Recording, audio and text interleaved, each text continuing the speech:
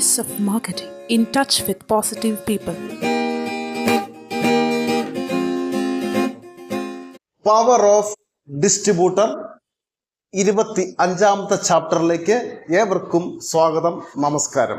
കഴിഞ്ഞ ചാപ്റ്ററിൽ നമ്മൾ ഡിസ്കസ് ചെയ്ത കാര്യം ഒരു ഡിസ്ട്രിബ്യൂട്ടറുടെ ഇന്റേണൽ പോളിസികൾ, എക്സ്റ്റേണൽ പോളിസികൾ, ഈ രണ്ട് പോളിസികളുടെ പ്രത്യേകതകൾ എന്തൊക്കെ, എങ്ങനെ ഒരു ഡിസ്ട്രിബ്യൂട്ടർ ഈ പോളിസികൾ എക്സിക്യൂട്ട് ചെയ്യണം, നടപ്പിലാക്കണം അയാളുടെ സ്ഥാപനത്തിൽ, പുറത്ത് കസ്റ്റമേഴ്സിൻ്റെ അടുത്ത്.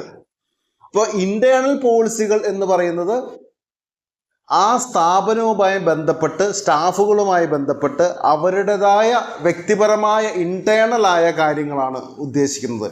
എക്സ്റ്റേണൽ പോളിസികൾ എന്ന് ഉദ്ദേശിക്കുന്നത് ഒരു ഡിസ്ട്രിബ്യൂട്ടർ പൊതുസമൂഹത്തിൽ, ആ ഡിസ്ട്രിബ്യൂട്ടർ ടീംസ് അംഗങ്ങൾ, സമൂഹം, അവരുടെ പൊതുസമൂഹം എന്ന് പറയുന്ന ആരാണ്? ഡീലർ, കസ്റ്റമർ, അവരായിട്ടുള്ള കമ്മ്യൂണിക്കേഷൻ, അവരായിട്ടുള്ള കമ്മിറ്റ്മെൻറ്റുകൾ, അതുപോലെ തന്നെ പ്രോഡക്റ്റ് അവരെടുക്കുന്നത് കമ്പനിയിൽ നിന്നായിരിക്കാം, അല്ലെങ്കിൽ സൂപ്പർ സ്റ്റോക്കിസ്റ്റിൽ നിന്നായിരിക്കാം, അവരായിട്ടുള്ള ഇടപെടലുകൾ. ഇത് കൂടാതെ തികച്ചും വ്യക്തിപരവും അവരുടെ സ്ഥാപനത്തിൻ്റെ സ്ട്രാറ്റജി, എങ്ങനെ ആ സ്ഥാപനം മുന്നോട്ട് കൊണ്ടുപോകണം എന്നതിനെ കുറിച്ചിട്ടുള്ള കാര്യങ്ങളാണ് ഇന്റേണൽ പോളിസി എന്നതുകൊണ്ട് ഉദ്ദേശിക്കുന്നത്. ഒരു ഡിസ്ട്രിബ്യൂട്ടറെ സംബന്ധിച്ചിടത്തോളം അയാൾ അനവധി ആളുകൾക്ക് പ്രോഡക്റ്റ് സപ്ലൈ ചെയ്യുന്ന വ്യക്തിയായിരിക്കും. അവരുടെ ആവശ്യപ്രകാരം ആ പ്രോഡക്റ്റുകൾ എത്തിച്ചു കൊടുക്കുകയും വിതരണം ചെയ്യുന്ന വ്യക്തിയാണ്. അപ്പോൾ ഒരു സ്ഥാപനം ഇതുപോലുള്ള ഡിസ്ട്രിബ്യൂഷൻഷിപ്പ് നടത്തിക്കൊണ്ടു പോകാൻ ചിലപ്പോൾ ഒരാൾക്ക് പറ്റിയെന്ന് വരില്ല, സ്റ്റാഫുകളുണ്ടാകും, പ്രായോഗികമായിട്ട് സ്റ്റാഫുകളുണ്ടാകും. അപ്പം നിങ്ങൾക്ക് തന്നെ നിങ്ങളുടെ ഡീലേഴ്സ്, നിങ്ങളുടെ കസ്റ്റമേഴ്സ്, അവരുടെ സ്വഭാവ രീതികൾ, അവരുടെ പേയ്മെൻറ്റ് ടൈംസ്, അവരുടെ നിങ്ങളോടുള്ള പെരുമാറ്റം, അവർ ഓർഡർ തീരുമ്പോൾ നിങ്ങൾക്ക് തന്നെ റീ ഓർഡർ തരുന്നുണ്ടോ, റീടെൻഷൻ ചെയ്യുന്നുണ്ടോ, ഇങ്ങനെയുള്ള കാര്യങ്ങളൊക്കെ ഫിക്സ് ചെയ്ത ശേഷം, ഇങ്ങനെയുള്ള കാര്യങ്ങളെക്കുറിച്ച് സ്റ്റഡി നടത്തിയ ശേഷം വേണം അവരുടെ പേയ്മെൻറ്റ് പോളിസി സെറ്റിൽ ചെയ്യാൻ.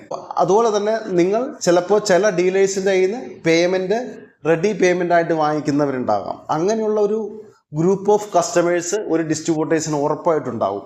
അതുപോലെ തന്നെ 30 ദിവസത്തിനുള്ളിൽ പേയ്മെൻറ്റ് തരുന്ന ഒരു കസ്റ്റമേഴ്സിൻ്റെ ഒരു ഗ്രൂപ്പ് ഉണ്ടാവും.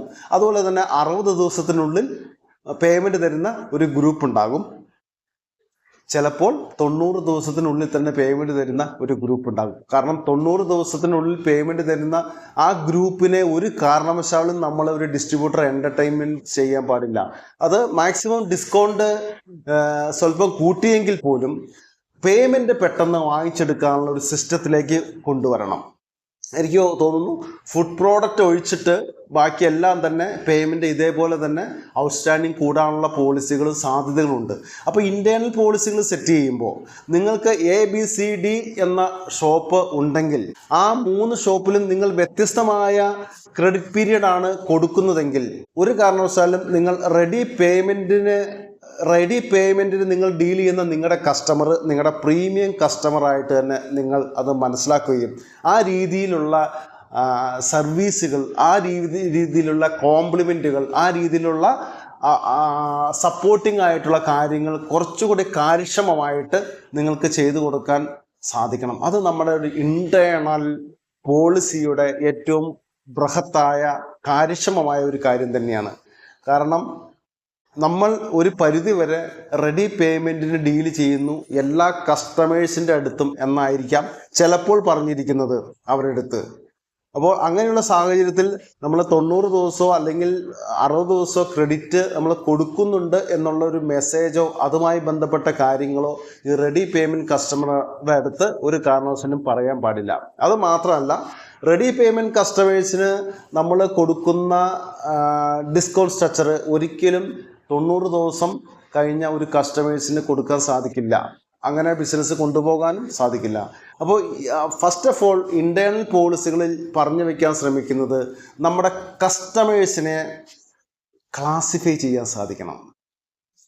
റെഡി പേയ്മെൻറ്റ് നടത്തുന്ന കസ്റ്റമേഴ്സ് എത്ര പേര്, അതുപോലെ തന്നെ 30 ഡേയ്സിനുള്ളിൽ പേയ്മെൻറ്റ് നടത്തുന്ന കസ്റ്റമേഴ്സ് എത്ര പേര്, അതുപോലെ തന്നെ 90 ഡേയ്സ് കൊണ്ട് പേയ്മെൻറ്റ് നടത്തുന്ന കസ്റ്റമേഴ്സ് എത്ര പേര്, ഇങ്ങനെ നമ്മുടെ കസ്റ്റമേഴ്സിനെ ക്ലാസിഫൈ ചെയ്യാൻ നമുക്ക് കഴിഞ്ഞിരിക്കണം. അതനുസരിച്ച് ഇന്റേണൽ പോളിസിയുടെ അടുത്ത ഒരു എപ്പിസോഡിലേക്ക് നമുക്ക് നെക്സ്റ്റ് തേഴ്സ്ഡേ മീറ്റ് ചെയ്യാം. All the best.